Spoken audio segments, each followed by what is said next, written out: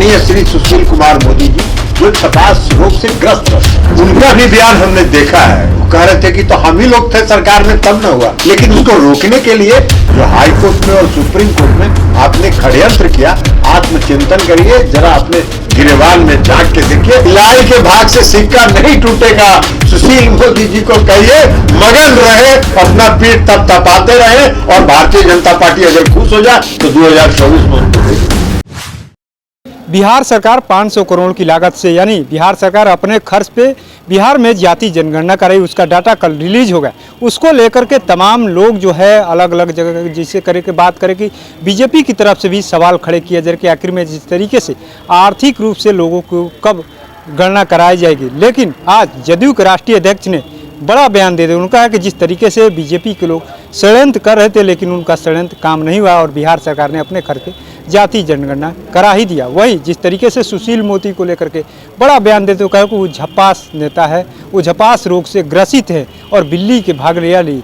उन्होंने कहा कि जिस तरीके से लगातार जो सुशील कुमार मोदी बयान दे रहे हैं कि जदयू में टूट जल्दी होगी, लेकिन उन्होंने कह दिया कि इस बिल्ली के भागने से सिक्का नहीं टूटता है। वो इंतजार करते रहे कि केंद्र सरकार उनको कब इनाम देगी। पहले सुनवाते हैं क्या कुछ करें जदयू के राष्ट्रीय अध्यक्ष ललन सिंह। की सारी बाधाओं को दूर करते हुए सारे षड्यंत्र जो जाति आधारित गणना को रोकने के लिए केंद्र की सरकार ने और भारतीय जनता पार्टी ने जो षड्यंत्र किया, उन सारी बाधाओं को दूर करते हुए सरकार ने बिहार में जाति आधारित गणना करा ली। इसलिए कि सरकार जो बिहार की है, महागठबंधन की जो सरकार है, वो वास्तव में उसका समर्पण है न्याय के साथ विकास।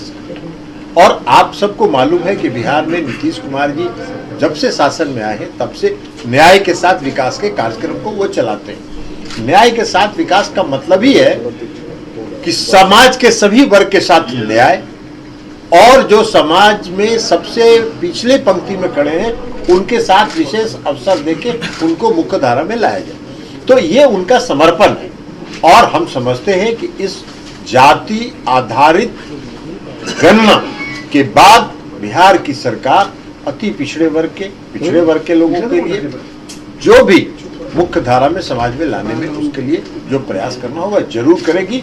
लेकिन जो दुमुहा साहब के लोग हैं उनका भी आज हमने बयान देखा है। माननीय श्री सुशील कुमार मोदी जी जो छपास रोग से ग्रस्त रहते हैं, उनका भी बयान हमने देखा है। वो कह रहे थे कि तो हम ही लोग थे सरकार में तब न हुआ। अरे पूरा बिहार जान रहा है कि प्रधानमंत्री से प्रतिनिधि मंडल मिलने में 1 महीने का विलंब हुआ, क्योंकि आप उसमें शामिल ही नहीं होना चाहते थे। और जब बिहार के मुख्यमंत्री ने तय कर दिया कि अब कोई आए चाहे नहीं आए हम तो करेंगे, तब आप मजबूरी में आए। लेकिन उसको रोकने के लिए जो हाई कोर्ट में और सुप्रीम कोर्ट में आपने षड्यंत्र किया, आत्मचिंतन करिए, जरा अपने गिरेबान में झांक के देखिए। अति पिछड़े वर्ग के लोगों के और पिछड़े वर्ग के लोगों के सामने भारतीय जनता पार्टी का चेहरा उजागर हो चुका है, वो बेनकाब हो चुका है। सर, अब दूसरे स्टेट आपकी पार्टी में बड़ी टूट होने वाली है, ये आपको विलय करना बिल्ली के भाग से सिक्का टूटता है? बिलाई के भाग से सिक्का नहीं टूटेगा।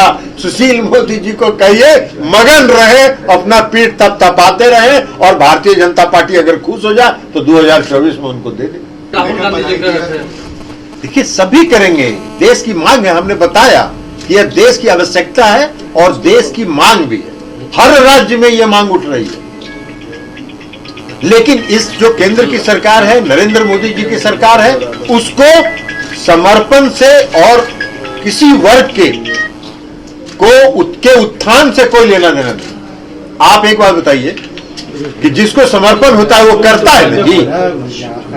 महिला आरक्षण संसद में और विधानसभा में आप तो लागू करिएगा 10 साल के बाद।